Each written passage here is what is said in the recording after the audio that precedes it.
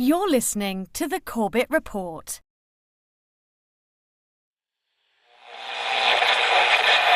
High oil prices helped ExxonMobil boost its profits to nearly $11 billion in the latest quarter. Shell is the latest oil company to report a big rise in profits, thanks to higher oil prices. The ability of speculators to profit is surely dwarfed by the ability of oil-producing nations to profit from a higher price of oil. Maybe the easiest way for these guys to make the money? Manipulate oil back above $50, even $60. Oil. From farm to pharmaceutical, diesel truck to dinner plate, pipeline to plastic product, it is impossible to think of an area of our modern-day lives that is not affected by the petrochemical industry. The story of oil is the story of the modern world. Parts of that story are well known. Rockefeller and Standard Oil, the internal combustion engine and the transformation of global transport, the House of Saud and the oil wars in the Middle East. Other parts are more obscure. The quest for oil in the outbreak of World War I, the petrochemical interests behind modern medicine, the big oil money behind the Green Revolution and the Gene Revolution. But that story, properly told, begins somewhere unexpected.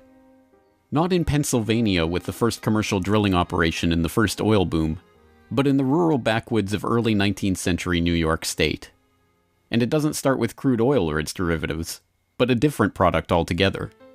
Snake oil. Dr. Bill Livingston, celebrated cancer specialist, was the very image of the traveling snake oil salesman. He was neither a doctor nor a cancer specialist. His real name was not even Livingston. More to the point, the rock oil tonic he pawned was a useless mixture of laxative and petroleum and had no effect whatsoever on the cancer of the poor townsfolk he conned into buying it. He lived the life of a vagabond, always on the run from the last group of people he had fooled, engaged in ever more outrageous deceptions to make sure that the past wouldn't catch up with him. He abandoned his first wife and their 6 children to start a bigamous marriage in Canada at the same time as he fathered 2 more children by a third woman. He adopted the name Livingston after he was indicted for raping a girl in Cayuga in 1849. When he wasn't running away from them or disappearing for years at a time, he would teach his children the tricks of his treacherous trade. He once bragged of his parenting technique. "I cheat my boys every chance I get. I want to make 'em sharp." A towering man of over 6 feet and with natural good looks that he used to his advantage, he went by Big Bill. Others, less generously, called him Devil Bill. But his real name was William Avery Rockefeller, and it was his son, John D. Rockefeller, who would go on to found the Standard Oil monopoly and become the world's first billionaire. The world we live in today is the world created in Devil Bill's image. It's a world founded on treachery, deceit, and the naivety of a public that has never wised up to the parlor tricks that the Rockefellers and their ilk have been using to shape the world for the past century and a half. This is the story of the oil-igarchy.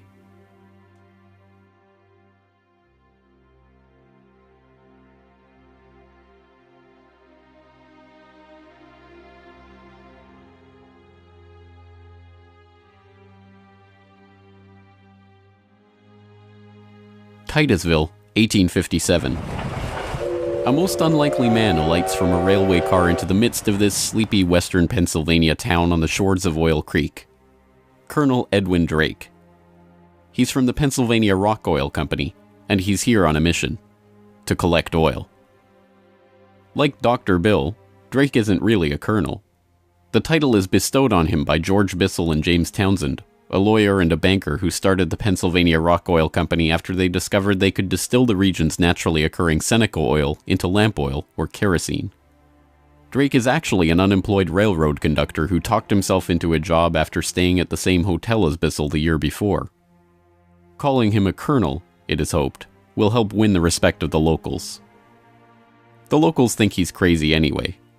Seneca oil is indeed plentiful, bubbling out of seeps and collecting in the creek, but other than as a cure-all medicine or grease for the local sawmill's machinery, it's hardly seen as something valuable. In fact, it can be a downright nuisance, contaminating brine wells that supply Pittsburgh's booming salt industry. Still, Drake has a task to complete: finding a way to collect enough oil to make the distillation of Seneca oil into lamp oil profitable. He tries everything he can think of. The Native Americans had historically collected the oil by damming the creek near a seep and skimming the oil off the top. But Drake can only collect 6 to 10 gallons of oil a day this way, even when he opens up extra seeps. He tries digging a shaft, but the groundwater floods in too quickly. By the summer of 1859, he's desperate.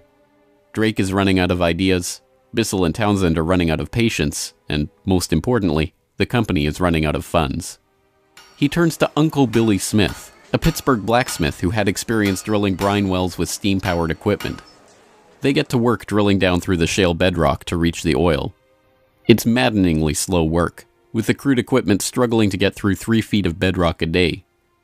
By August 27th, they've drilled down 69.5 feet. Drake has used the last of his funds, and Bissell and his partners have decided to close up the operation. On August 28th, they strike oil.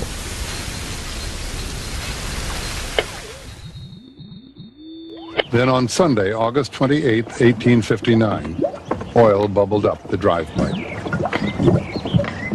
Uncle Billy and his son Sam bailed out several buckets of oil.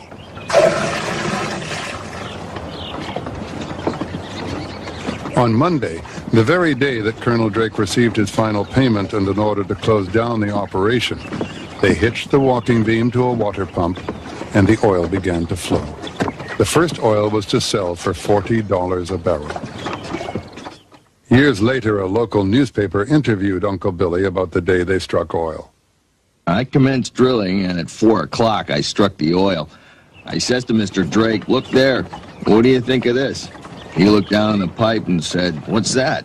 I said, "That is your fortune."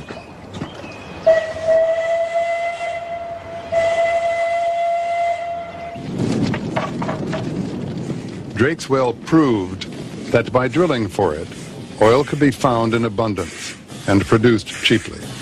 Overnight, a whole new industry was born.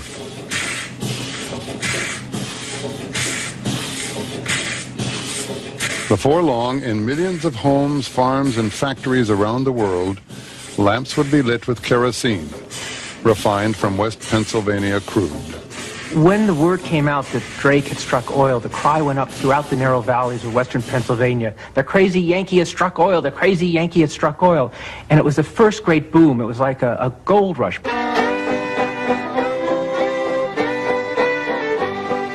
Down in Pennsylvania, there is plenty oil, they say. Petroleum, petroleum, we must all have some.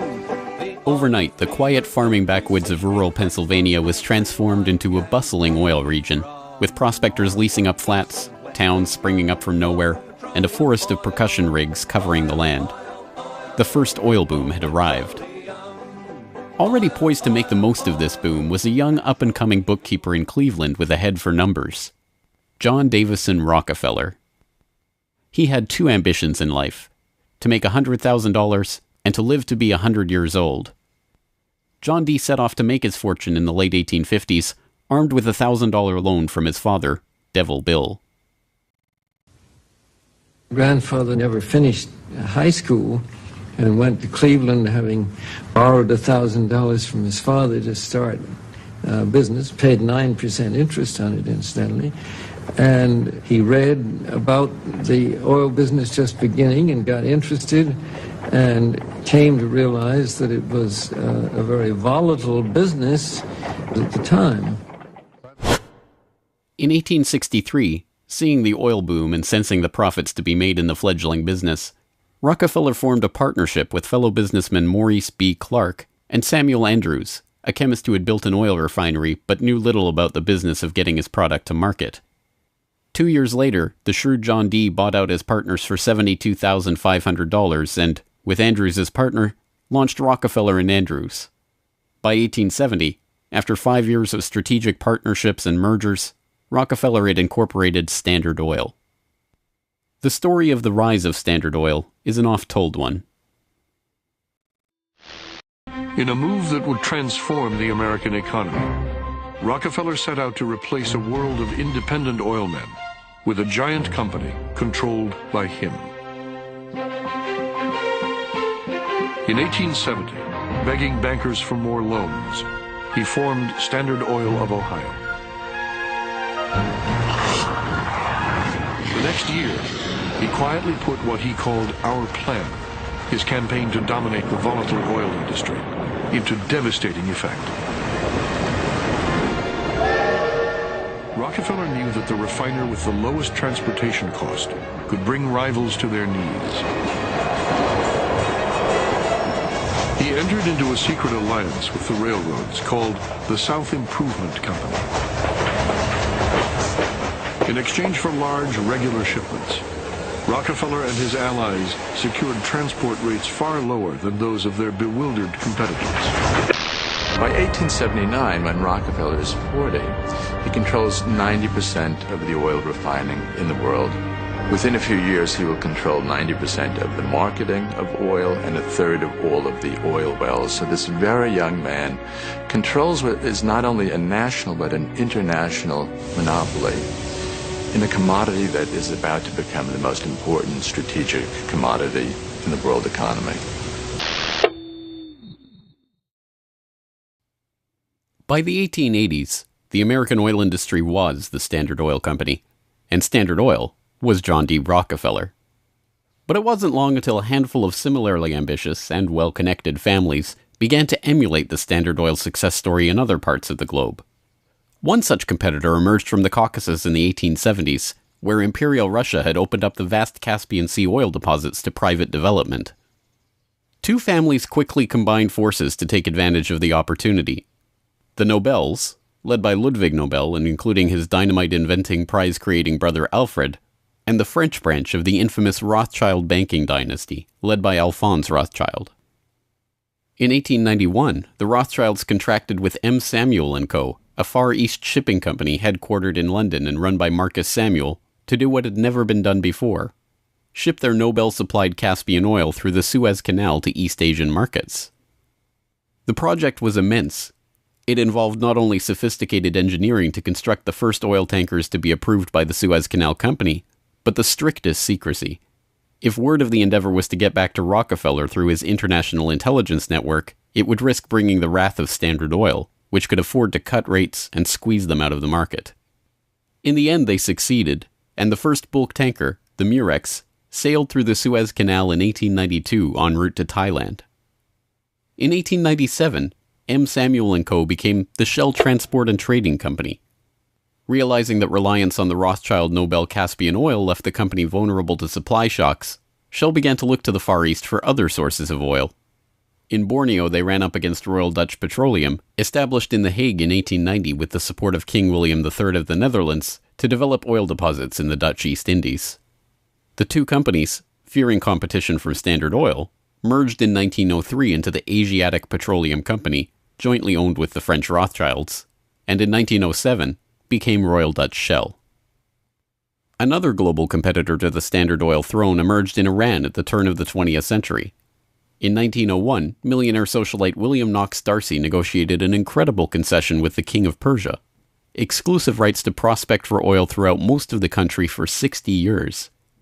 After 7 years of fruitless search, D'Arcy and his Glasgow-based partner, Burma Oil, were ready to abandon the country altogether.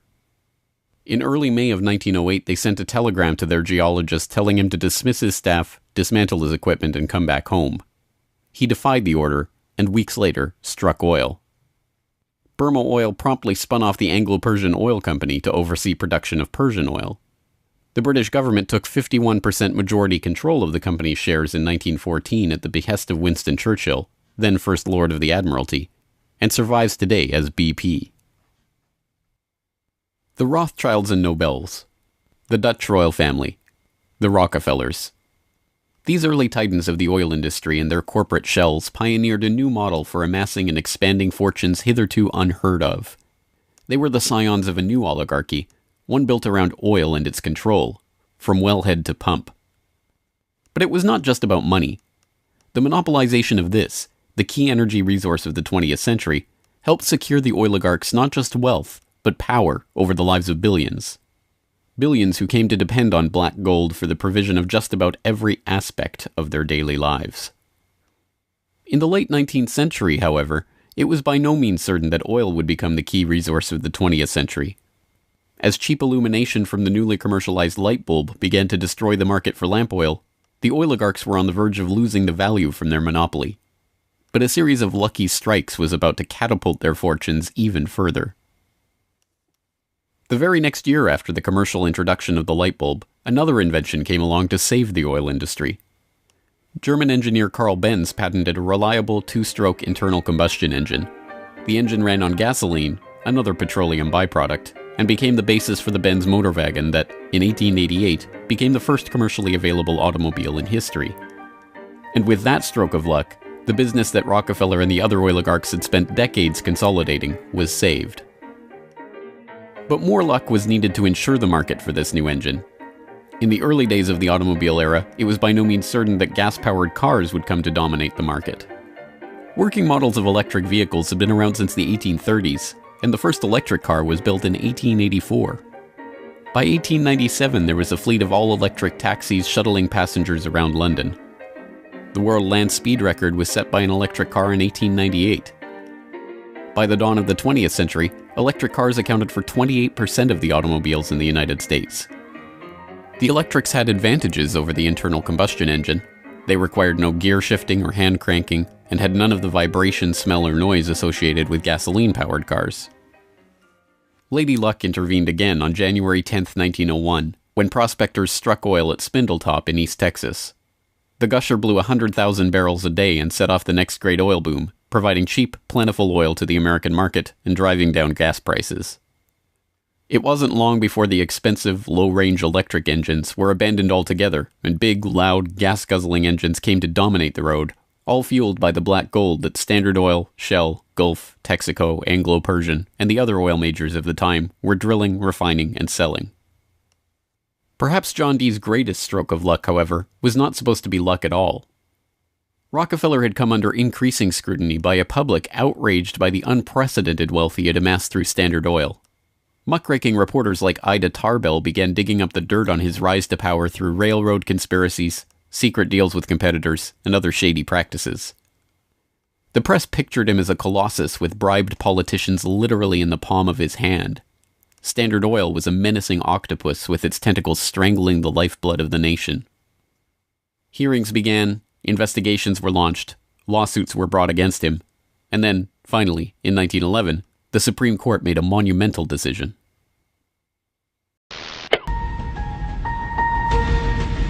On May 15, 1911, the Supreme Court of the United States declared that Standard Oil was a monopoly in restraint of trade and should be dissolved.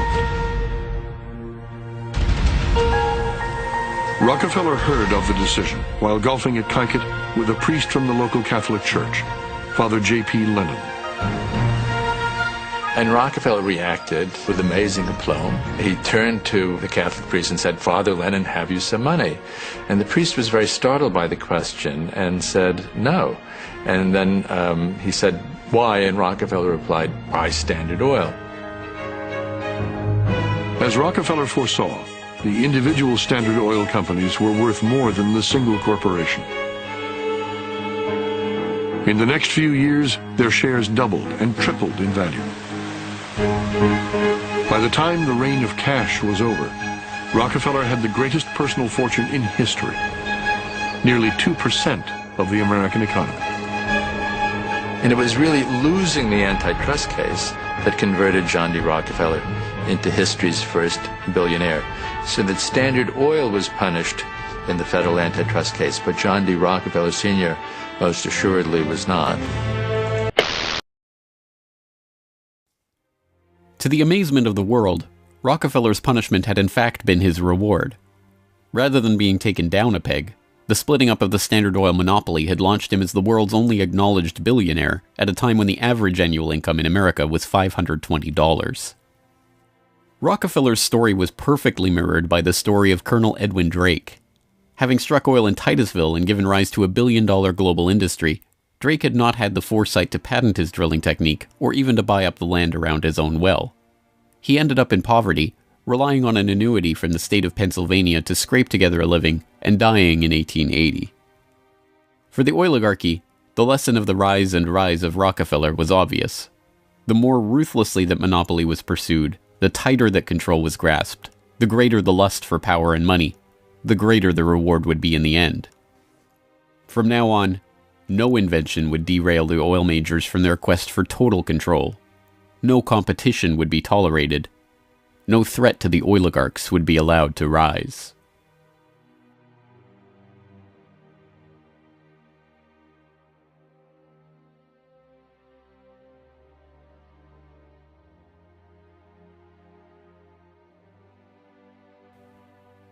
When asked how he could justify the treachery and deceit with which he had pursued the creation of the Standard Oil monopoly, John D. Rockefeller is reputed to have said, "Competition is a sin." This is the mentality of the monopolist, and it is this justification, framed as religious conviction, that drove the oligarchs to so ruthlessly eliminate anyone who would dare rise up as a pretender to their throne. Ironically, it was the competition between the oligarchs in the early 20th century that helped give rise to an early external threat to their empire: alcohol fuel. As historian Lyle Cummins has noted of the period, the oil trust battles between Rockefeller, the Rothschilds, the Nobels, and Marcus Samuel's Shell kept prices in a state of flux, and engines often had to be adaptable to the fuel that was available. In many areas where oil wasn't available, the alternative was alcohol. Ethyl alcohol had been used as fuel for lamps and engines since the early 19th century. Although it was generally more expensive, alcohol fuel offered a stability of supply that was alluring, especially in areas like London or Paris that did not have predictable access to oil supplies. Alcohol has a lower heat value, or BTU, than gasoline, but a series of tests by the U.S. Geological Survey and the U.S. Navy in 1907 and 1908 proved that the higher compression ratio of alcohol engines could perfectly offset the lower heat value, thus making alcohol and gasoline engines fuel economy equivalent. One early supporter of alcohol fuel was Henry Ford, who designed his Model T to run on either alcohol or gasoline.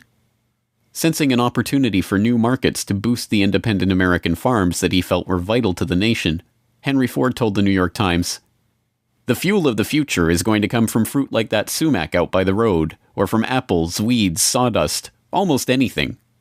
There is fuel in every bit of vegetable matter that can be fermented." Farmers, looking to capitalize on this, lobbied for the repeal of a $2.08 per gallon alcohol tax that had been imposed to help pay for the Civil War.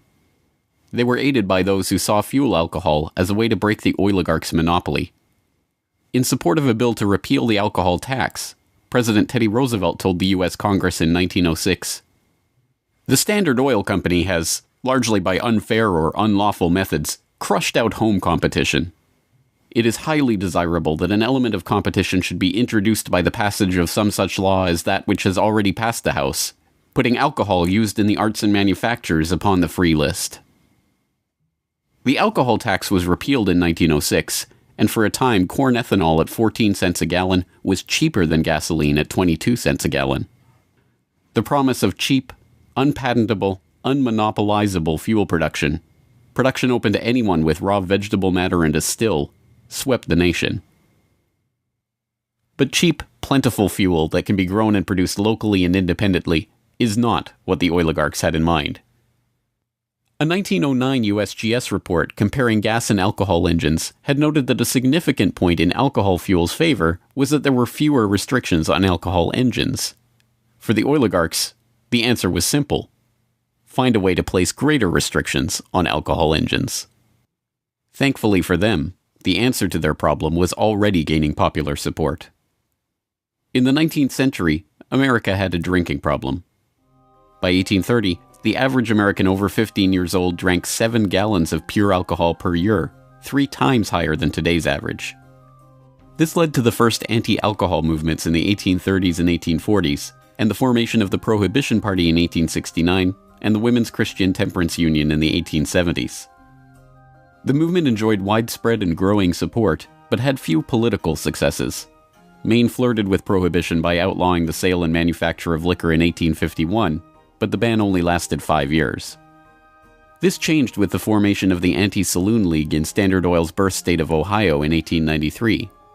The ASL was started by John D. Rockefeller's longtime personal friend Howard Hyde Russell, and was bankrolled in part by generous annual donations from Rockefeller himself. The ASL, with Rockefeller's backing, quickly became the driving force behind a national movement to outlaw the production and sale of alcohol. Rockefeller was a teetotaler himself, not from moral concern, but because he was afraid that good cheer among friends would lead to his downfall in business. Stephen Harkness, one of the silent partner investors in Standard Oil and a director in the company until his death, had caught Rockefeller's eye when he made a fortune buying up whiskey in advance of a new excise tax that he had been tipped about and selling it at a huge profit after the tax kicked in.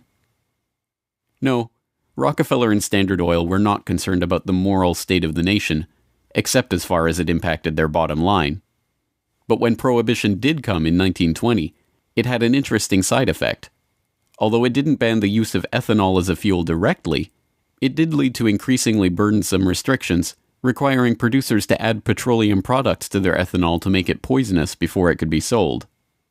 Alcohol fuel, now completely unable to compete with gasoline, was abandoned altogether by the automobile industry. Another existential threat to the vast fortunes of the early oligarchs was to require an even greater effort at social engineering: public transportation. By the end of World War I, private car ownership was still a relative rarity. Only 1 in 10 Americans owned a car. Rail was still the transportation of choice for the vast majority of the public, and city dwellers in most major cities relied on electric trolley networks to transport them around town. In 1936, General Motors formed a front company, National City Lines, along with Firestone Tire and Standard Oil of California, to implement a process of bustitution, scrapping streetcars and tearing up railways to replace them with GM's own buses running on Standard Oil-supplied diesel. The plan was remarkably successful. As historian and researcher F. William Engdahl notes in Myths, Lies, and Oil Wars, by the end of the 1940s, GM had bought and scrapped over 100 municipal electric transit systems in 45 cities and put gas-burning GM buses on the streets in their place. By 1955, almost 90% of the electric streetcar lines in the United States had been ripped out or otherwise eliminated. The cartel had been careful to hide their involvement in National City Lines, but it was revealed to the public in 1946 by an enterprising retired naval lieutenant commander, Edwin J. Quimby. He wrote a manifesto exposing what he called a careful, deliberately planned campaign to swindle you out of your most important and valuable public utilities, your electric railway system. He uncovered the oligarchs' stock ownership of National City Lines and its subsidiaries, and detailed how they had step-by-step bought up and destroyed the public transportation lines in Baltimore, Los Angeles, St. Louis, and other major urban centers. Quimby's warning caught the attention of federal prosecutors, and in 1947, National City Lines was indicted for conspiring to form a transportation monopoly and conspiring to monopolize sales of buses and supplies. In 1949, GM, Firestone, Standard Oil of California, and their officers and corporate associates were convicted on the second count of conspiracy. The punishment for buying up and dismantling America's public transportation infrastructure?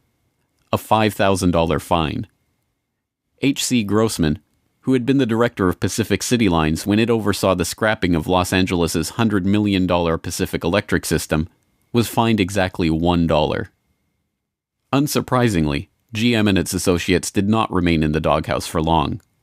In 1953, President Eisenhower appointed Charles Wilson, then the president of General Motors, as Secretary of Defense. Wilson, with Francis DuPont of the Rockefeller-connected DuPont family as chief administrator of federal highways, oversaw one of the largest public works projects in American history, the creation of the interstate highway system. With a war-era excise tax on train tickets still in place, and federally funded highways and airports providing cheaper alternatives, rail travel declined a startling 84% between 1945 and 1964. This social engineering paid off well for Standard Oil and its growing list of petrochemical associates. In the 2.5 decades after the outbreak of World War II, vehicle production in Detroit almost tripled, from 4.5 million cars a year in 1940 to over 11 million in 1965. As a result, sales of refined gasoline over the same period rose 300%. But Rockefeller was not the only oligarch working to crush all opposition to his monopoly. Across the pond, the European oligarchs were working to protect their own oil investments from upstart competitors. In 1889, a consortium of German investors led by Siemens Deutsche Bank obtained a concession from the Turkish government for extension of a railway line connecting Berlin to Basra on the Persian Gulf via Baghdad in what was then part of the Ottoman Empire. The Berlin-Baghdad railway concession was for 99 years and came with mineral rights for 20 kilometers on either side of the line, an especially lucrative deal since the rail cut right through the heart of the still untapped Mesopotamian oil region south of Mosul along the Tigris River. For the powers behind the British Empire, concerned with the military rise of Germany, this deal was unacceptable. Well, Germany, in the end of the 19th century, was looking for outlets for its exports, its industrial exports, as the German economy was growing like China is growing in the last 30 years. And they decided that Turkey would be an ideal strategic trade partner for Germany. And Georg von Siemens, one of the directors of Deutsche Bank, came up with a strategy to extend a railway from Berlin all the way down to Baghdad, which was then part of the Ottoman Empire, Baghdad in Iraq today, near the Persian Gulf. And German military began training the Turkish military. The German industry began investing in Turkey. They saw a huge potential market to begin bringing Turkey into the 20th century economically. Well, Deutsche Bank also negotiated mineral rights. I think it was 20 kilometers on either side of the railway. And it was already known in 1914 that Mosul and these other areas contained huge petroleum deposits. Well, why is that significant? At the end of the century, 19th century, Jack Fisher, the Lord of the Admiralty and the head of the Royal Navy, advocated the conversion of the British Navy from coal-fired to oil-fired, that it would have a qualitative strategic improvement in their every aspect of warship design. And since Britain didn't know that they had any oil back then, they went to Persia and swindled the Shah at that time out of oil rights in Persia. They went to Kuwait and backed a coup d'etat of the Al-Sabah family to be a British pawn. And they literally wrote a contract with him that nothing that Kuwait does with the outside world will be done without approval of the British governor. And Kuwait was known to have oil and lying right on the Persian Gulf. Well, the British looked at this railway plan of the Germans going right down to Baghdad and said, my God, you can put soldiers on rail cars and bring them down and threaten the oil lifeline of the British Navy. This is a strategic move by the Germans. It also would make Germany independent of the British control of the seas. The British oligarchs, including the British Crown with its hidden controlling stake in Anglo-Persian oil and the Rothschilds merchant Marcus Samuel at Royal Dutch Shell, sought to counter this German threat to their commercial and strategic interests. They used Armenian-born, naturalized British citizen Calouste Gulbenkian, the architect of the Royal Dutch Shell merger, in order, as he later recalled, to see British influence get the upper hand in Turkey against the Germans. If that was his task, it was a remarkable success. In 1909, the British set up the Turkish National Bank, which was Turkish in name only. Founded by London banker Sir Edward Castle and with directors like Hugo Baring of the Barings banking family, Castle himself, and Gulbenkian, the bank set up the Turkish Petroleum Company in 1912.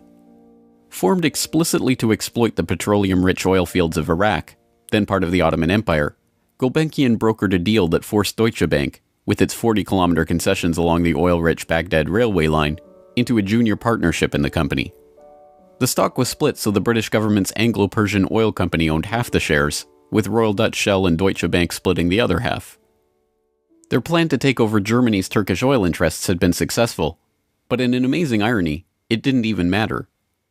Gulbenkian finished negotiations for the Iraqi oil concession on June 28, 1914, the same day Archduke Ferdinand was shot in Sarajevo. An alliance the British had been brokering for years to constrain the rising German threat, an alliance involving France and Russia, kicked into motion, and the world was engulfed in war. By the end of World War I, the British and their allies had taken over Iraq and its oil deposits anyway. Germany had been completely cut out, and Gulbenkian, their scheming servant, received 5% of all oil field proceeds in the newly minted country. As the century wore on, the oil industry grew beyond the control of the handful of families that had dominated it since its inception. Oil deposits were located around the globe, and the resources of entire nation-states were marshaled to control them. Now, threats to the oligarchs and their interests required multilateral, multinational responses, and the consequences of those deals were felt worldwide. The story of the oil shock of 1973, as it has been delivered to us by the history books, is well known. By the late 1960s, the nation relied on imported oil to keep the economy strong. Then, in the early 1970s, oil-dependent America's nightmares came true. 13 oil-producing countries in the Middle East and South America formed OPEC, the Organization of Petroleum Exporting Countries. In 1973, OPEC placed an oil embargo on the U.S. and other nations that had supported Israel against the Arab states in the Yom Kippur War. The American economy went into a tailspin as gas shortages gripped the nation. Few, however, know that the crisis and its ensuing response was in fact prepared months ahead of time at a secret meeting in Sweden in 1973. The meeting was the annual gathering of the Bilderberg Group, a secretive cabal formed by Prince Bernhard of the Netherlands in 1954. The Dutch royal family not only gave its royal imprint to Royal Dutch Petroleum, they are still rumored to be, along with the Rothschilds, one of the largest shareholders in Royal Dutch Shell, from the days when Queen Wilhelmina's Anglo-Dutch petroleum holdings and other investments made her the world's first female billionaire, right through to today. Bernhard's guest list at the Bilderberg Group reflected his position in the oil-igarchy. Alongside him at the Swedish conference were David Rockefeller of the Standard Oil dynasty and his protege Henry Kissinger, Baron Edmund de Rothschild, E.G. Collado, the vice president of Exxon, Sir Dennis Greenhill, director of British Petroleum, and Gerrit A. Wagner, president of Bernhard's own Royal Dutch Shell. At the meeting in Sweden, held 5 months before the oil crisis began, the oligarchs and their political and business allies were planning their response to a monetary crisis that threatened the world dominance of the US dollar. Under the Bretton Woods system, negotiated in the final days of World War II, the US dollar would be the backbone of the world monetary system, convertible to gold at $35 per ounce, with all other currencies pegged to it. Increasing US expenditures in Vietnam and decreasing exports caused Germany, France, and other nations to start demanding gold for their dollars. With the Federal Reserve's official gold holdings plunging and unable to stem the tide of demand, Nixon abandoned Bretton Woods in August 1971, threatening the dollar's position as the world reserve currency. Accordingly, I have directed the Secretary of the Treasury to take the action necessary to defend the dollar against the speculators. I have directed Secretary Connally to suspend temporarily the convertibility of the dollar into gold or other reserve assets, except in amounts and conditions determined to be in the interest of monetary stability and in the best interest of the United States. As leaked documents from the 1973 Bilderberg meeting show, the oligarchs decided to use their control over the flow of oil to save the American hegemon. Acknowledging that OPEC could completely disorganize and undermine the world monetary system, the Bilderberg attendees prepared for an energy crisis or an increase in energy costs, which, they predicted, could mean an oil price between $10 and $12, a staggering 400% increase from the current price of $3.01 per barrel. 5 months later, Bilderberg attendee and Rockefeller protege Henry Kissinger, acting as Nixon's Secretary of State, engineered the Yom Kippur War and provoked OPEC's response, an oil embargo of the US and other nations that had supported Israel. On October 16, 1973, OPEC raised oil prices by 70%. At their December meeting, the Shah of Iran demanded and received a further raise to $11.65 a barrel, or 400% of oil's pre-crisis price. When asked by Saudi King Faisal's personal emissary why he had demanded such a bold price increase, he replied, "Tell your king, if he wants the answer to this question, he should go to Washington and ask Henry Kissinger." In the second move of the operation, Kissinger helped negotiate a deal with Saudi Arabia. In exchange for U.S. arms and military protection, the Saudis would price all their future oil sales in dollars and recycle those dollars through treasury purchases via Wall Street banks. The deal was a bonanza for the oligarchs. Not only did they get to pass the price increases on to the consumers, but they benefited from the huge flows of money into their own banks. The Shah of Iran parked the National Iranian Oil Company's revenues in Rockefeller's own Chase Bank, revenues that reached $14 billion per year in the wake of the oil crisis. With the creation of this new system, the petrodollar, the oligarchs had reached unprecedented levels of control over the economy. Not only that, they had backed the world monetary system with their commodity, oil, and brought potential competition from upstart producer nations under their control all in one step. But for the insatiable appetites of these monopolist titans, mere control over the world's monetary system was not enough.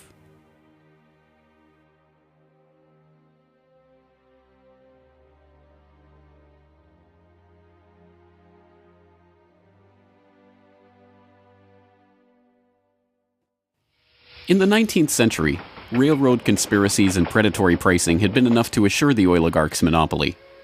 But by the time that the British Crown, the Dutch royal family, the Rothschilds, and the other European oligarchs began opening up the Middle East and the Far East to oil exploration in the early 20th century, the goal was no longer to maximize profits or control the oil industry. It was not even to control international diplomacy. It was to control and shape the world itself, its resources, its environment, and its people. In order to achieve this goal, the oligarchy would need a facelift. In the current age, with the Rockefeller name now more likely to be associated with Rockefeller Plaza or Rockefeller University than Standard Oil, it is difficult to understand just how hated John D. was in his own day. He was the head of the Standard Oil Hydra, an octopus strangling the world in his tentacles, a cutthroat gardener pruning the competitors from the flower of his oil monopoly. As one of the richest men the world had ever known, he was an easy target for the average working man's frustration and a magnet for the poor seeking help. He received on average 50 to 60,000 letters a month asking for help. Dozens of people followed him in the street. Literally, crowds stood around the Standard Oil offices, waiting for him to come out. Little children, painfully thin, crying in the street and so on. Rockefeller felt overwhelmed. Besieged by the downtrodden, despised by the working man, hounded by Ida Tarbell and the muckraking press, John D. had the mother of all PR problems. The answer was simple: invent the PR industry. He hired Ivy Ledbetter Lee, a journalist turned communications expert who invented the modern public relations industry, to burnish the Rockefellers' tarnished image. It was Lee that suggested giving the family name to Rockefeller Center and filming John D. handing out dimes in public. An early master of public relations, Lee used the media which the muckrakers had used to disgrace Rockefeller to turn him into a sympathetic figure. Ivy Lee recognized early the power of the new moving picture and used newsreels to show a remarkably benevolent Rockefeller. I am very grateful to you and to a host of people who are so kind and good to me all the time. Why? Because you're so good to everybody. Yes, you are. As Ivy Lee began to kind of control his public image, he became oddly a kind of American character. And people kind of warmed to him in a bizarre sort of way. It was like having Frankenstein on the loose walking around New York City or something like that with a cane and a long hat.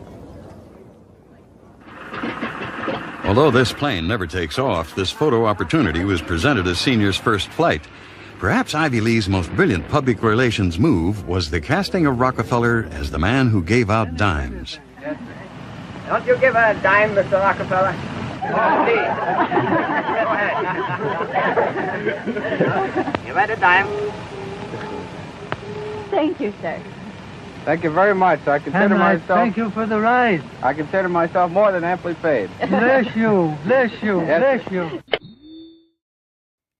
These PR stunts seem obvious and ham-handed by today's standards, but they were effective enough.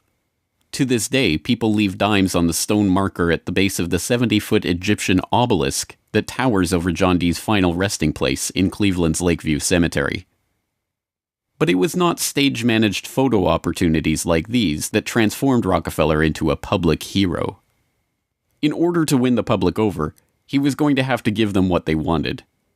And what they wanted wasn't difficult to understand. Money. But just as his father, Devil Bill, had taught him to do in all his business dealings, Rockefeller made sure to get the better end of the bargain. He would donate his great wealth to the creation of public institutions, but those institutions would be used to bend society to his will. As every would-be ruler throughout history has realized, society has to be transformed from the ground up. Americans in the 19th century still prized education and intellectual pursuits, with the 1840 census finding unsurprisingly that the United States, a nation that had been mobilized by tracts like Thomas Paine's remarkably popular Common Sense, was a nation of readers with a remarkable 93% to 100% literacy rate. Before the first compulsory schooling laws in Massachusetts in 1852, education was private and decentralized, and as a result classical education, including study of Greek and Latin and a solid grounding in history and science, was widespread. But a nation of individuals who could think for themselves was anathema to the monopolists. The oligarchs needed a mass of obedient workers, an entire class of people whose intellect was developed just enough to prepare them for lives of drudgery in a factory.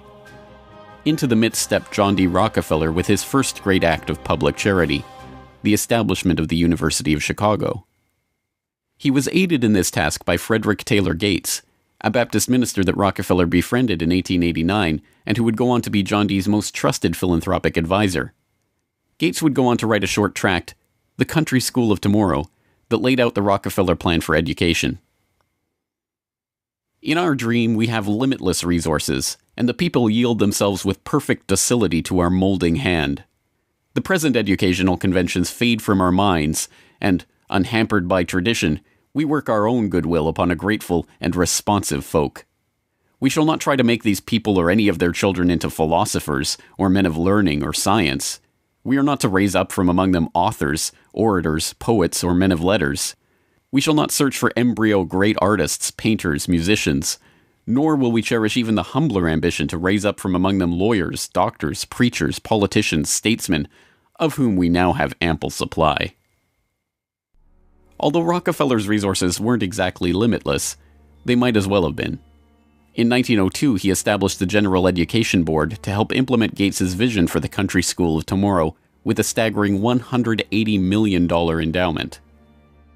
The Rockefeller influence on education was felt almost immediately, and it was amplified by help from fellow monopolists of the era who were approaching the topic of philanthropy from the same angle. Although best known as a steel magnate, Andrew Carnegie's fortune started on the railroads transporting Rockefeller's Standard Oil around the country, and was greatly magnified by a lucrative investment in property near Oil Creek that provided steady, profitable oil sales. In 1905, he established the Carnegie Foundation for the Advancement of Teaching, a tax-free foundation through which Carnegie and his appointees could direct the development of the education system in the United States, and, eventually, worldwide. In 1910, Rockefeller followed suit by establishing the Rockefeller Foundation, which became the tax-free umbrella organization for his philanthropic ambitions. As the Reese Committee, a congressional investigation into the activities of these tax-free foundations in the 1950s, discovered, it wasn't long before Carnegie's endowment approached Rockefeller's foundation with a proposal to cooperate on their shared desire to transform the American education system in their own image. Norman Dodd, the director of research for the congressional committee who was granted access to the Carnegie Endowment's board minutes, explains. So they approach the Rockefeller Foundation with the suggestion that that portion of education which could be considered domestic be handled by the Rockefeller Foundation, and that portion which is international should be handled by the endowment. And they then decide that the key to the success of these two operations lay in an alteration in the teaching of American history. So they approach 4 of the then most prominent teachers of American history in the country, people like Charles and Mary Byrd, and their suggestion to them is, will they alter the manner in which they present this subject, and they get turned down flat. So they then decide that it is necessary for them to do, as they say, build our own stable of historians. And then they approach the Guggenheim Foundation, which specializes in fellowships, and say, when we find young men in the process of studying for doctorates in the field of American history, and we feel that they are the right caliber, will you grant them fellowships on our say-so? And the answer is yes. So under that condition, eventually they assemble 20. And they take this 20 potential teachers of American history to London, and there they're briefed into what is expected of them when, as and if they secure appointments in keeping with the doctorates they will have earned. And that group of 20 historians ultimately becomes the nucleus of the American Historical Association.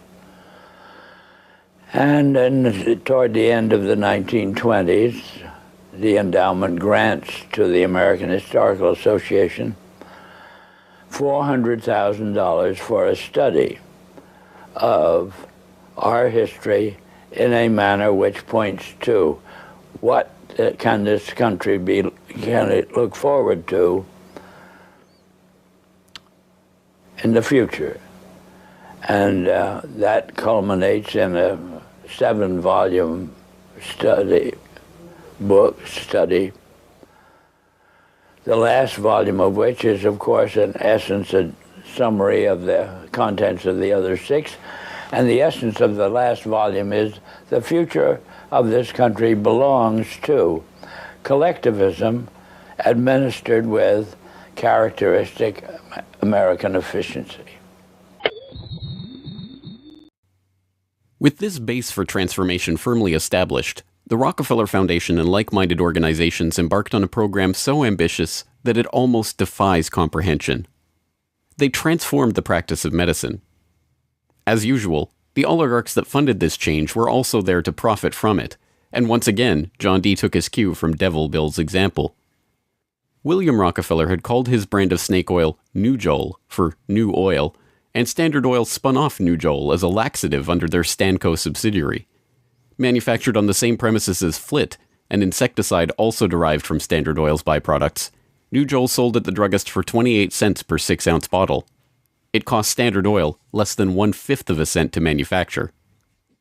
Pharmaceuticals provided a lucrative new opportunity for the oligarchs, but in a turn-of-the-century America that was still largely based on naturopathic, herbal remedies, it was a tough sell.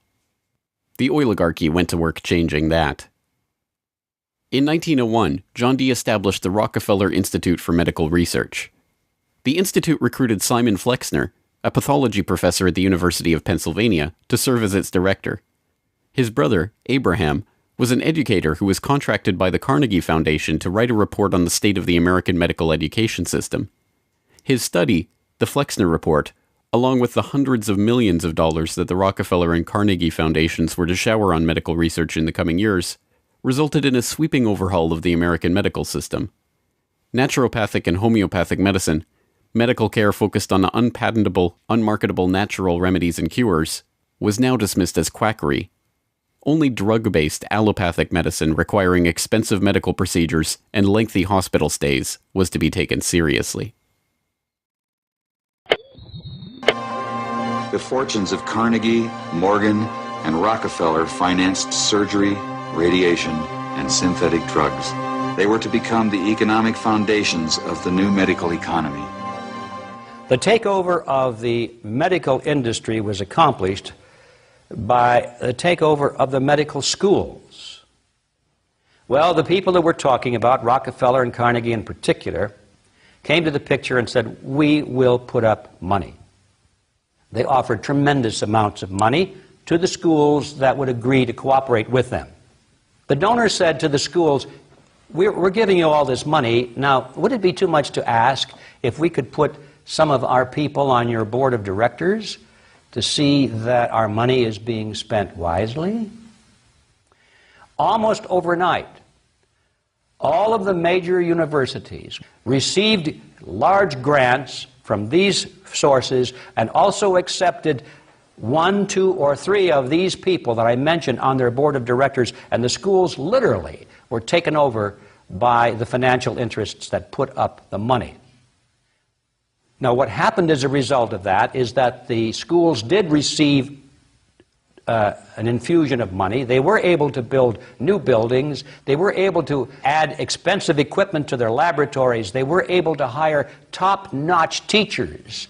But at the same time as doing that, they skewed the whole thing in the direction of pharmaceutical drugs. That was the efficiency in philanthropy. The doctors from that point forward in history would be taught pharmaceutical drugs. All of the great teaching institutions in America were captured by the pharmaceutical interests in this fashion.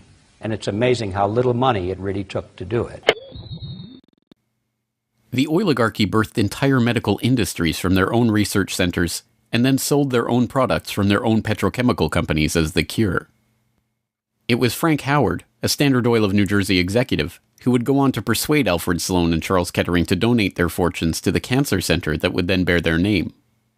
As director of research at Sloan Kettering, Howard appointed Cornelius Rhodes, a Rockefeller Institute pathologist, to develop his wartime research on mustard gas for the U.S. Army into a new cancer therapy. Under Rhodes's leadership, nearly the entire program and staff of the Chemical War Service was reformed into the Sloan Kettering Drug Development Program, where they worked on converting mustard gas into chemotherapy. And once again, the Rockefellers' own snake oil was being sold as a cancer cure-all.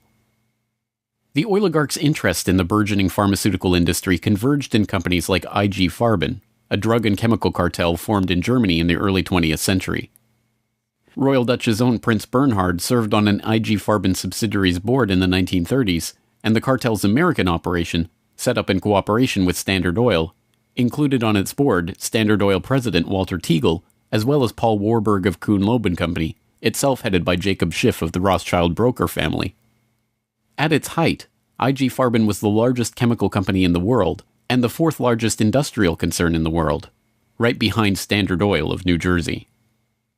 The company was broken up after World War II, but like Standard Oil, its various pieces remained intact, and today BASF, one of its chemical offshoots, remains the largest chemical company in the world, while Bayer and Sanofi, 2 of its pharmaceutical offshoots, are among the largest pharmaceutical companies in the world.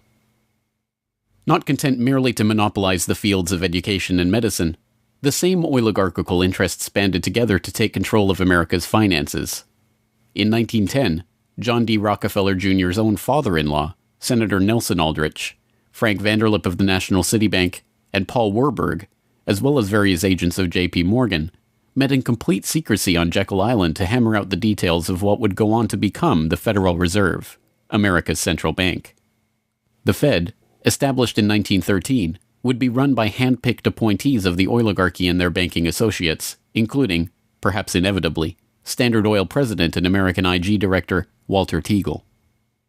The Rockefeller family would go on to formally enter the banking field in the 1950s when James Stillman Rockefeller, the grandson of John D's brother, was appointed director of National City Bank. Meanwhile, John D's own grandson, David Rockefeller, would go on to take over Chase Manhattan Bank, the longtime banking partner of the Standard Oil empire. In this move, the Rockefeller story perfectly mirrored that of their fellow oligarchs, the Rothschilds. Whereas the Rothschilds had supplemented their banking fortune with their oil interests, the Rockefellers supplemented their oil fortune with banking interests. Springboarding from success to success as they consolidated monopolies across every field of human activity, the oligarchs' ambitions became even larger. This time, their goal was to consolidate control over the very food supply of the world itself. And once again, they would use philanthropy as the cover for their business takeover. The Green Revolution began in 1943 when plant geneticist Norman Borlaug and a team of researchers arrived on Mexican soil. His goal was to improve agricultural techniques and biotechnological methodologies, which in turn would help alleviate starvation and improve the living quality of developing nations. Creating new genetically modified strains of wheat, rice, maize, and other crops, Borlaug planned to win the battle against world hunger. The hope was that these new crops and farming techniques would rescue third world countries from the brink of starvation. That's exactly what happened. The agricultural innovations brought to the poverty-stricken countries gave the farmers the skills and resources necessary to sustain themselves.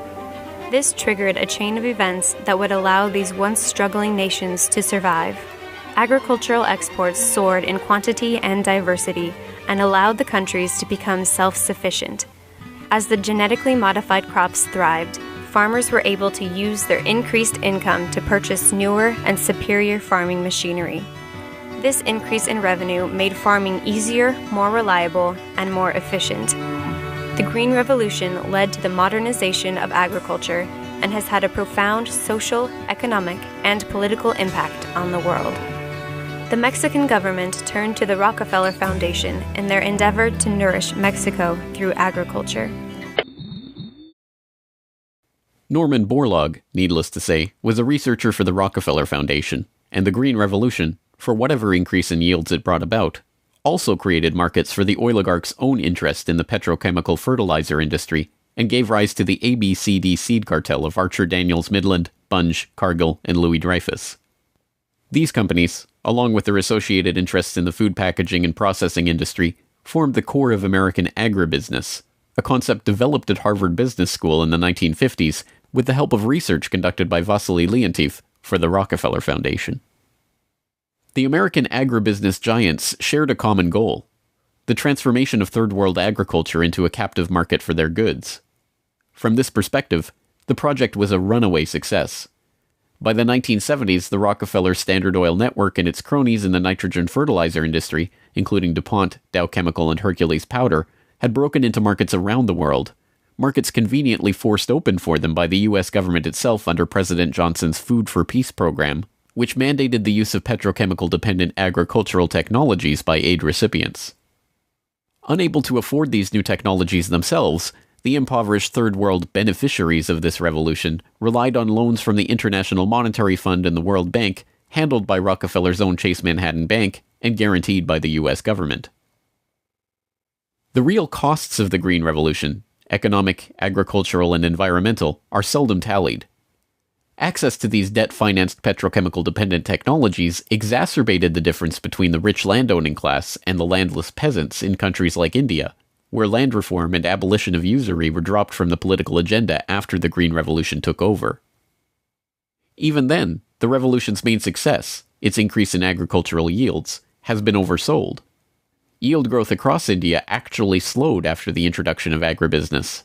The environmental destruction is even more devastating. An overview in the December 2000 edition of Current Science notes, the Green Revolution has not only increased productivity, but it has also produced several negative ecological consequences, such as depletion of lands, decline in soil fertility, soil salinization, soil erosion, deterioration of environment, health hazards, poor sustainability of agricultural lands, and degradation of biodiversity. Indiscriminate use of pesticides, irrigation, and imbalanced fertilization has threatened sustainability. The Rockefeller Foundation even acknowledges the critiques of the Green Revolution it funded into existence, insisting that current initiatives take into account lessons learned. Even so, The foundation continues to fund research and write reports on how to improve prospects for agribusiness investment in its target markets. As egregious as the Green Revolution was and continues to be, however, in many ways it was just the prelude to an even more ambitious project, the Gene Revolution. Now the project is not merely to monopolize the technologies, supplies, and chemical inputs for agriculture worldwide, but to monopolize the food supply itself through the replacement of the world's natural seeds with patentable, genetically modified crops. The players involved in this Gene Revolution are almost identical to the players in the Green Revolution, with IG Farben offshoots, Bayer Crop Science and BASF Plant Science, mingling with traditional oligarch associate companies like Dow AgroScience, DuPont Biotechnology, and, of course, Monsanto, all funded by the Rockefeller Foundation and fellow philanthropists at the Ford Foundation, the Bill and Melinda Gates Foundation, and like-minded organizations. The convergence of corporate, philanthropic, governmental, and intergovernmental interests in promoting GM crops around the world can be seen in the bewildering array of research institutes, industry associations, and consultative groups devoted to the case. The Rockefeller-funded International Rice Research Institute, the Rockefeller-Monsanto USAID brainchild International Service for the Acquisition of Agribiotech Applications, the Rockefeller-Ford World Bank-created Consultative Group of International Agricultural Research, and dozens of other bland, benign-sounding organizations research and promote GM crops in target markets around the globe, with the profits ending up in the oligarchs' coffers. A representative example of this story is the agribusiness neocolonization of Argentina, where Monsanto ran an elaborate bait-and-switch to get the country hooked on its genetically modified Roundup-ready soybeans before demanding royalties on the crops that were by then already growing. DuPont then took over, magnanimously beginning a Protein for Life program to foist their own GM soybeans on the country's poor. The same scene has played itself out in country after country, where cartel-developed GM crops are foisted on emerging economies through food aid, usually during times of famine when those countries are especially vulnerable. Only a handful of countries like Zambia or Angola have outright rejected this GMO takeover of their food supply, generously subsidized by the US government to the benefit of the agribusiness cartel.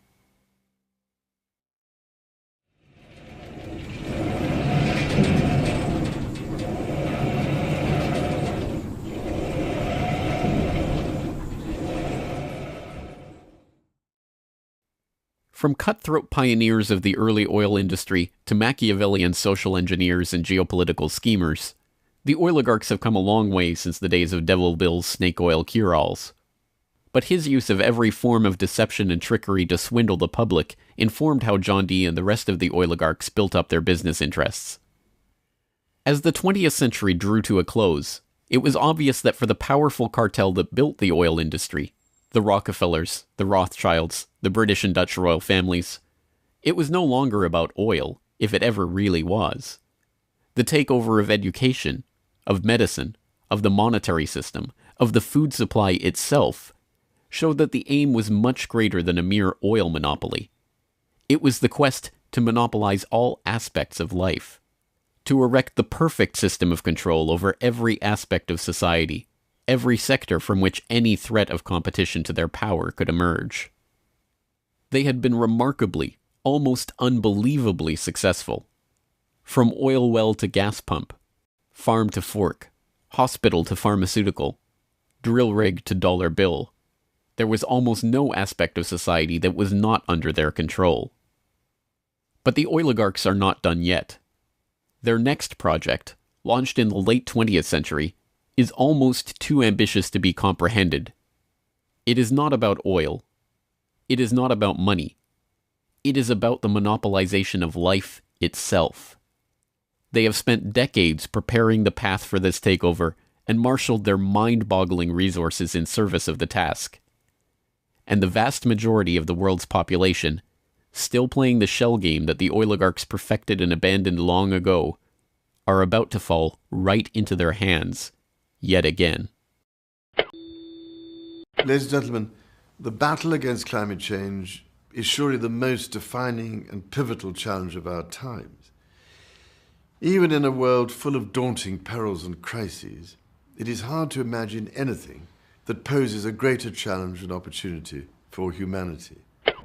The negative impact of population growth on all of our planetary ecosystems is becoming appallingly evident. The science is unequivocally true, and that there is a price to carbon in their future. What do you see as the biggest challenges in conservation? The growing human population. Because if where we are, there's nothing else. We have to start spending money, fast on the solutions that we have in hand to try and help these countries which are already seeing the effects of climate change today and seeing the effects of our consumption, basically. David Rothschild, thank you so much for joining us here on Bloomberg. Down in Pennsylvania, there is plenty oil, they say. Petroleum, petroleum, we must all have some. The oily fever, don't you see, infects most every live Yankee. From north, from east and west they come for petroleum oil. Oil, oil, oil, oh petroleum. Oil, oil, oil, petroleum.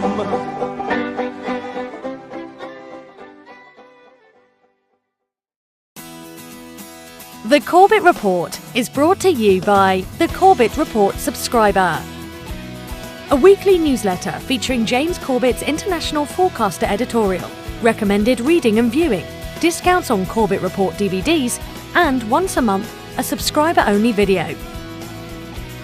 Sign up today to start receiving your copy at corbettreport.com/support.